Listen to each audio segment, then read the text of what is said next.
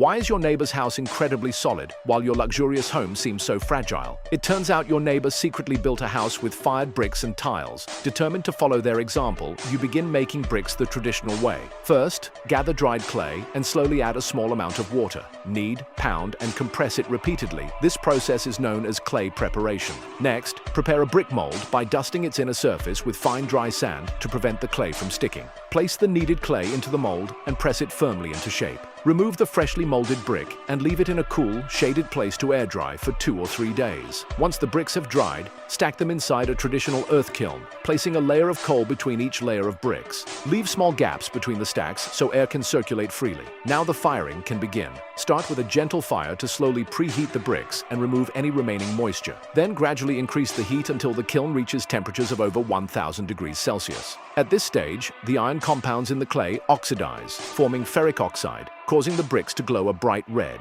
Maintain the high temperature for 2 to 3 days. Afterward, allow the kiln to cool naturally before removing the bricks. These are the familiar red bricks. If you want the bricks to become even stronger, there's one more step. Just before the firing is complete, seal the kiln by blocking the door and chimney, leaving only a small opening at the top. Slowly pour clean water through this opening. The water instantly turns to steam, creating a sealed, oxygen-poor environment inside the kiln.